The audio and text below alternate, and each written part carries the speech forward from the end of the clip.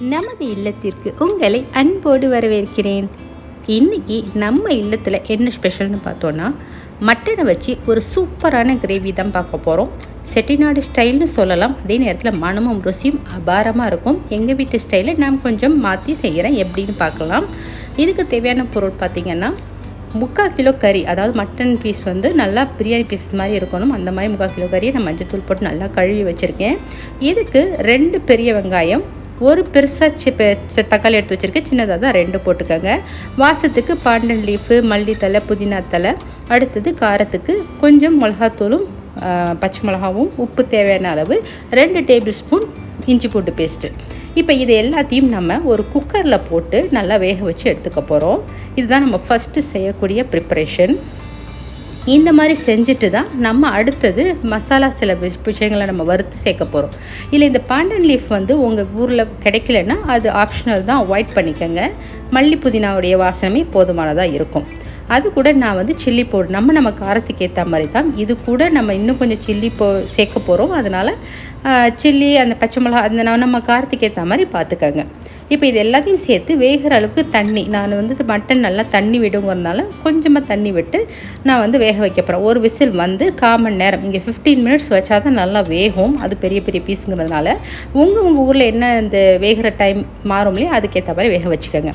ஒரு பக்கத்தில் வேகும்போது நம்ம இன்னொரு பக்கத்தில் அதுக்குள்ளாட்டியும் அந்த மசாலா சொன்னேன் இல்லையா, அதுக்கு தேவையானதை நம்ம வறுத்துக்கலாம். ஒரு வாணலி நல்லா சூடு பண்ணிவிட்டு அதில் முழு மல்லி, முழு ஜீரகம், மிளகு, சோம்பு, இதோடைய அளவுகள்லாம் இப்போ காட்டுறேன், நீங்கள் நோட் பண்ணிக்கோங்க. அது கூட நான் காஷ்மீரி சில்லி அப்படிங்கக்கூடிய காரம் அவ்வளோவா இல்லாத சில்லியை தான் நான் எடுத்திருக்கேன். அது ஃப்ளேவர் நல்லாயிருக்கும். காரம் இருக்காது, ஆனால் ஃப்ளேவர் இருக்கும். அதோட நான் ஒரு நல்லா கொஞ்சம் அந்த பொரிய ஆரம்பிக்கும் பொழுது நம்ம சிம்மில் வச்சுக்கோங்க. நல்லா எனக்கு வந்து சூடு ஏறிடுச்சு. அதனால் நான் கொஞ்சம் அடுப்பு ஆஃப் பண்ணிவிட்டு தான் நான் தேங்காவே போடுறேன். அப்புறமேல் நான் கொஞ்சம் சூடு இதானதுக்கப்புறம் நான் எடுத்துக்கிறேன். தேங்காயும் நல்லா பொலன்னு வறுப்புற அளவுக்கு நம்ம எடுத்துக்கலாம். தேங்காய் வந்து ஒரு 2 டேபிள் ஸ்பூன் அளவு சேர்த்துக்காங்க. அதுக்கு மேலே சேர்க்க வேண்டாம். நான் இது கூட கொஞ்சம் தேங்காய் பால் வேணும்னா ஊற்றிக்குவேன் சில நேரத்துக்கு. அதுக்கேற்ற மாதிரி நம்ம பார்த்துக்க வேண்டியதான். இது வெறும் தேங்காய் மட்டும் இது சேர்த்தா கூட போதுமானது. இவ்வளோ தாங்க. இது அப்படியே நல்லா அந்த சூட்லேயே கொஞ்சம் நேரம் வச்சுருங்க. நல்லா வறுப்படும் போது அந்த சிம்லேயே கொஞ்சம் நேரம் வறுத்ததும் அந்த தேங்காயெலாம் நமக்கு தெரியும் இல்லையா, அந்த வறுப்பட்டு வாசமாக அந்த உதிரியாக வந்ததும் அடுப்பு ஆஃப் பண்ணி நம்ம நல்லா ஆற வச்சு நம்ம அரைச்சிக்க போகிறோம். இது கூட இன்னும் ஸ்பெஷலான சில விஷயங்களும் இருக்குது. அதையும் நம்ம ஆட் பண்ணிக்கலாம். அதான் நம்ம நல்ல ஃப்ளேவர் கொடுக்கக்கூடிய சின்ன வெங்காயமும் கருவேப்பிலை 1 கொத்து இல்லை 2 கொத்து போட்டுக்கோங்க. நம்ம வாசத்துக்கு தகுந்த மாதிரி. இப்போ சின்ன வெங்காயம் ஒரு 10 வெங்காயம் மட்டும் நான் எடுத்துக்கிட்டு நான் அதை வந்து குட்டி குட்டியாக கட் பண்ணி இல்லை நீல வாக்கில் கட் பண்ணி நான் போட்டுக்கிறேன்.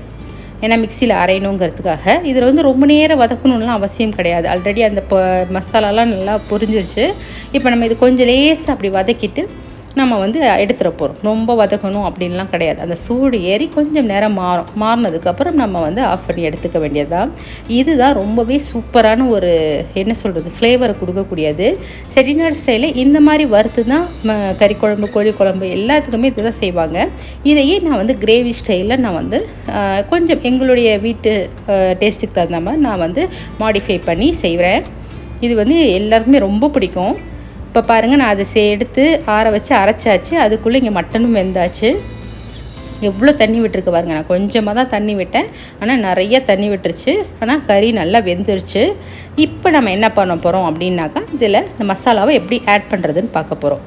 ஒரு நல்ல அகலமான பாத்திரத்தை எடுத்து வச்சுக்கிட்டு அதில் நல்லா தாராளமாக 1 டேபிள் ஸ்பூன் நெய்யும் 3-4 டேபிள் ஸ்பூன் எண்ணெயும் ஊற்றிக்கோங்க. நல்லா தாராளமாகவே எண்ணெய் ஊற்றிக்கிட்டால் தான் நல்லாயிருக்கும். பார்க்கவும் நல்லாயிருக்கும், டேஸ்ட்டும் நல்லாயிருக்கும்.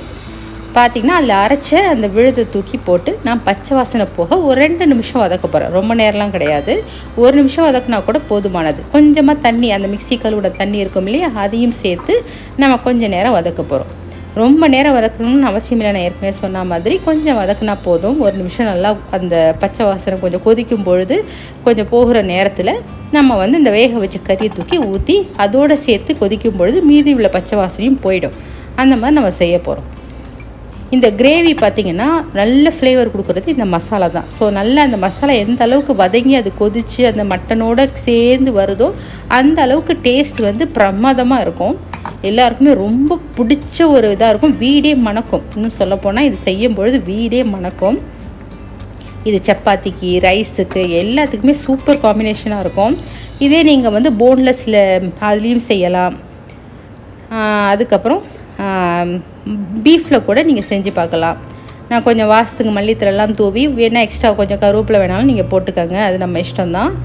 இப்போது இதை பாருங்கள், ஓரளவு பாதி கொதிச்சு இந்த ஸ்டேஜில் இருக்குது. இந்த ஸ்டேஜ் எதுக்கு நான் காட்டுறேன்னா, நீங்கள் சப்பாத்திக்கு தொட்டுக்கிற மாதிரி செய்யணுன்னா இந்த ஸ்டேஜில் வைங்க. ஒரு சப்பாத்திக்கோ இல்லை வந்து வேறு எதுக்காவது சாதத்துக்கே ஊற்றி சாப்பிட்ணும் அப்படின்னா இந்த ஸ்டேஜில் நீங்கள் நல்லா சிம்மில் வச்சு எண்ணெய் விட்டதும் இறக்கிடுங்க. இப்போ நான் செய்கிறது சாதத்துக்கு வேறு ஒரு குழம்போட நான் வந்து இதை கிரேவி மாதிரி கிச்சடி சாதம் மாதிரி பண்ணோன்னா அதுக்கு இந்த கிரேவி மாதிரி இப்படி செஞ்சு நான் செய்வேன். அப்போ ரொம்பவே சூப்பராக இருக்கும். இது பாருங்கள், நல்லா இந்த மாதிரி பதத்துக்கு நல்லா சுண்ட வச்சுட்டேன் நான். இப்போ ரெடி, மட்டன் சூப்பராக ரெடி ஆகிடுச்சு. இதை வந்து நம்ம இப்போ சர்வ் பண்ண போகிறோம். அந்த சிக்கனில், அதாவது மட்டனில் ஒவ்வொரு மட்டன் பீஸ்லேயும் அந்த மசாலாலாம் ஏறி அந்த எல்லாமே சூப்பராக இருக்கும்.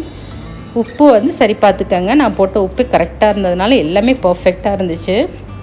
அவ்வளோதான், மல்லித்தலை தூவி நம்ம சர்வ் பண்ணிக்கலாம். கிச்சடி சாதத்துக்கு இன்றைக்கி நான் பண்ணேன், பிரமாதமாக இருந்துச்சு.